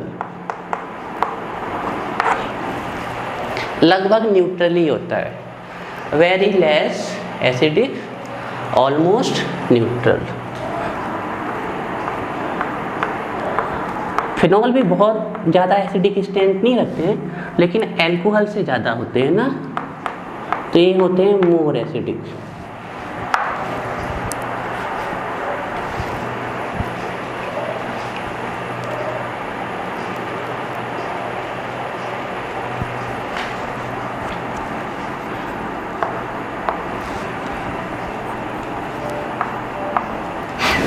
दोनों पॉइंट याद कर लीजिए, sp3 less acidic, sp3 sp2 less acidic, more acidic, खत्म बात, बहुत सिंपल है। थर्ड पॉइंट देखें हम। अच्छा, इस पॉइंट को आप ही लोग बताएं। मान लीजिए कोई base, sodium hydroxide, potassium hydroxide, ये तो आप जानते हैं कि मोस्ट आपके जो सबसे ज़्यादा स्ट्रॉन्गेस्ट बेस में कंसीडर किए जाते हैं आपके, ना। तो मान लीजिए बेस रिएक्ट करने के लिए आया, तो किससे रिएक्ट कर जाएगा? बड़ी आसानी से बता सकते हैं हम, जिसकी एसिडिक स्ट्रेंथ ज़्यादा है उसी से रिएक्ट करेगा बेस। तो ध्यान रखिए, एल्कोहल NaOH से रिएक्ट नहीं करता। हालांकि एल्कोहल सोडियम मेटल से रिएक्ट कर जाता है, वो हाइड्रोजन गैस रिलीज करता है, लेकिन NaOH से रिएक्ट नहीं करता। तो देखिए NaOH के साथ इसकी कोई रिएक्शन नहीं होती है। तो एक डिफरेंस ये भी आप याद कर सकते हैं,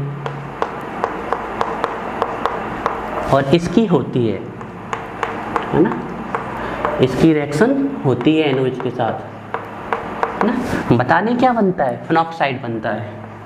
पहले लिख ले रिएक्शन, शॉर्ट में रिएक्शन लिख देते हैं ना ऐसे हम, आप लोग पूरा लिखा करिए, रिएक्शन टेक्स प्लेस। वैसे तो आप इतना ही लिख दोगे तो भी बहुत है, लेकिन अगर किसी को रिएक्शन ही जाननी है तो छोटी सी बता देते हैं हम। देखिए क्या होता है, ये है फिनॉल, और इसकी रिएक्शन अगर आप सोडियम हाइड्रोक्साइड करोगे तो एसिड बेस के बीच में जो रिएक्शन होगी वही होगी, ये यहाँ से H और यहाँ से OH निकल जाएगा, ये वाटर रिलीज हो जाएगा, और ये Na आके यहाँ लिंक हो जाएगा, तो ये रिएक्शन आपकी हो जाएगी, है ना। ये भी एक इम्पॉर्टेंट रिएक्शन है। आपसे अगर कोई एल्कोहल और फिनॉल की एसिडिक स्ट्रेंथ में डिफरेंस बताने के लिए कहे तो ये बहुत ही इंपॉर्टेंट रिएक्शन है। ये डिफ्रेंशिएट करती है एल्कोहल और फिनॉल की। NaOH से एल्कोहल रिएक्ट नहीं करता कि फिनॉल बना। इसका नाम देखें तो ये सोडियम फिनॉक्साइड है, सोडियम फिनॉक्साइड, ठीक है। तो देखिए 3 पॉइंट सभी को याद हो गए होंगे, sp3 sp2 less acidic, more acidic, reaction with NaOH, no reaction, reaction with NaOH, reaction takes place, इतना लिख दें आप। और चाहें तो आप ये भी लिख सकते हैं कि सोडियम फिनॉक्साइड इज फॉर्म्ड, ठीक है। ये 3 डिफरेंस हो गए,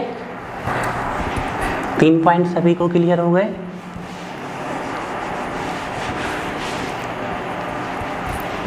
चलिए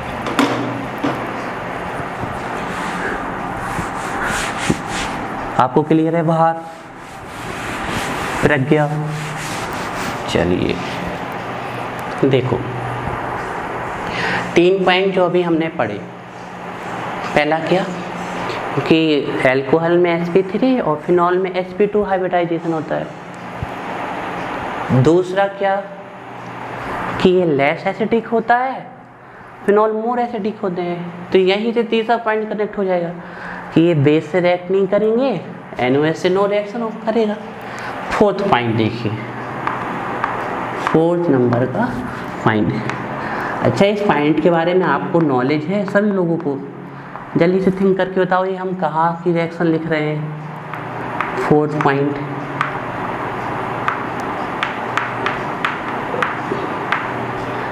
ब्रोमीन वाटर, किसी को याद आई रिएक्शन? बिल्कुल सही, बिल्कुल सही। जस्ट आज ही के लेक्चर में हमने पढ़ा है कि जब फिनॉल ब्रोमीन वाटर, मतलब ब्रोमीन से, इसको मॉलिक्यूलर फॉर्म में लिख दे तो मोर बेटर रहेगा ना। जब फिनॉल ब्रोमीन वाटर से रिएक्ट करता है तो वाइट पीपीटी फॉर्म करता है 2,4,6 ट्राइब्रोमो फिनॉल की, और इस प्रकार की कोई रिएक्शन एल्कोहल नहीं देता है। नो टेस्ट, कोई टेस्ट नहीं आता है यहाँ पर, है ना, नो टेस्ट। लेकिन इसका स्पेसिफिक टेस्ट आता है, क्या फॉर्म करता है? फॉर्म करता है white precipitate of 2,4,6 try bromo phenol. क्या बनाता है?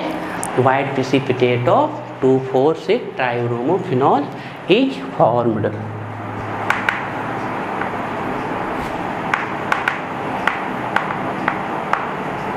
है ना, 4 डिफरेंस सबको याद हो गए होंगे। अब यहाँ के बाद जो डिफरेंसेस हैं इनके बारे में आप लोगों को नॉलेज नहीं होगी अभी, तो ये हम लिखवाने के लिए लिखवा दे रहे हैं, आप लोग याद कर लीजिएगा। लेकिन जब तक इन्हें आप समझेंगे नहीं, इनके बारे में आपको नॉलेज नहीं रहेगी, या ये हो कैसे रहा वो नहीं पता होगा आपको, तो उसके लिए थोड़ा सा वेट करिए, हम आने ही वाले हैं उस चीज़ में, है ना।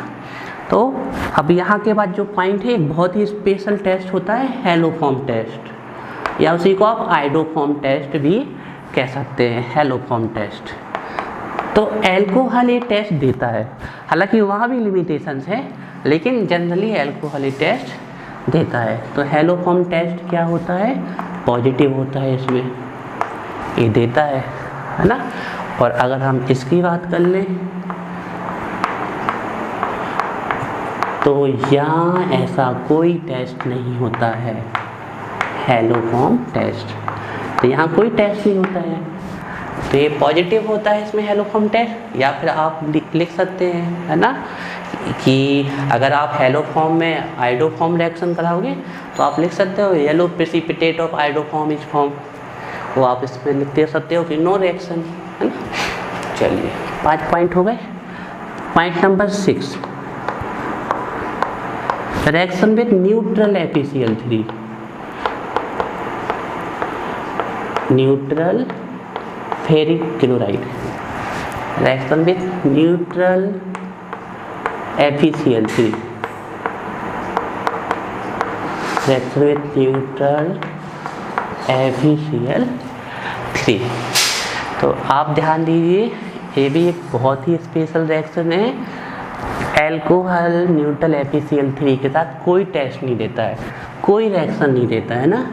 तो आप या तो लिख दीजिए नेगेटिव या लिख दीजिए नो टेस्ट, कोई टेस्ट नहीं देता है न्यूट्रल FeCl3 के साथ कौन? एल्कोहल। लेकिन फिनॉल देता है, क्या फॉर्म करता है? फॉर्म्स वायलेट कलर कॉम्प्लेक्स, है ना, वायलेट कलर कॉम्प्लेक्स बनता है। 6 पॉइंट एक बार रिवाइज करा दें।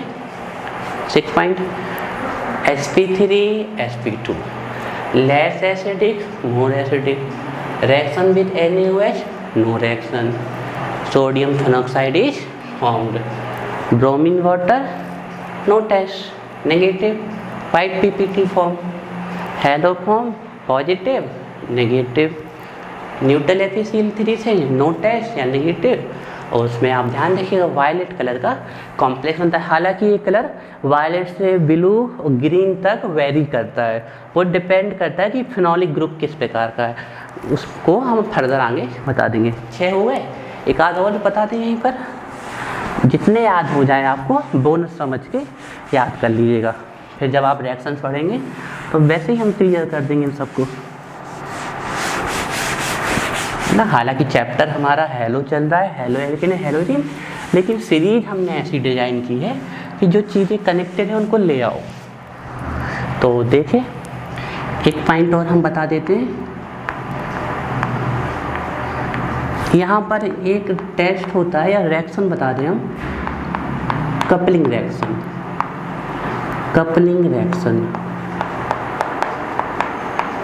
तो आप लिख सकते हो negative, no test. Coupling reaction बहुत ही फेमस रिएक्शन है, और इसमें क्या बनता है, एजोडाई बनता है ना कपलिंग रिएक्शन में। कपलिंग रिएक्शन तो इसमें बनता है आपका एजोडाई,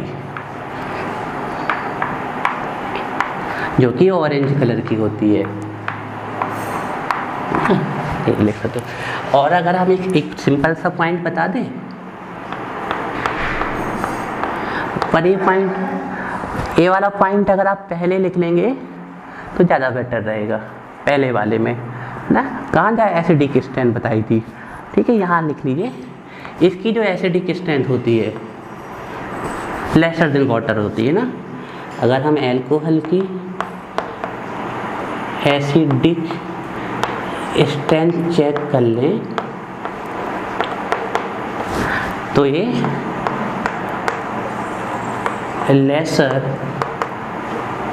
देन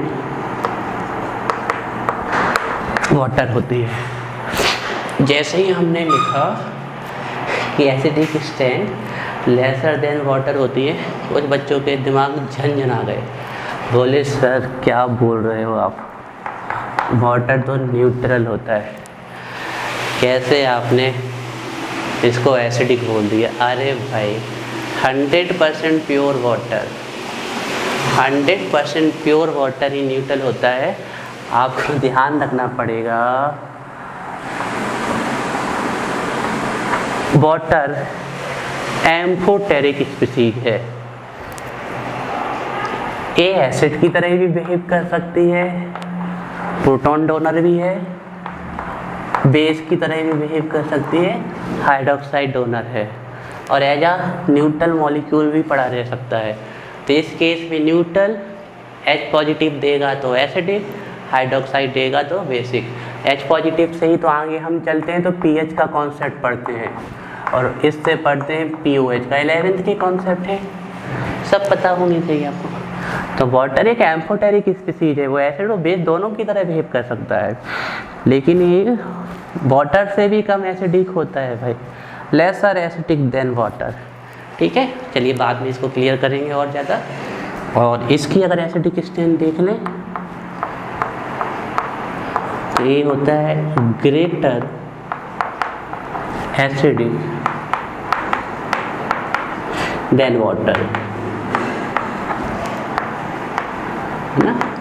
तो पॉसिबल है कि इसमें से 5-6 आपको अभी याद हुए होंगे। ठीक है, आज इतना ही रखेंगे और इसके आगे का लेक्चर कल करते हैं। ठीक है, चलिए नोट कर लीजिए सभी लोग।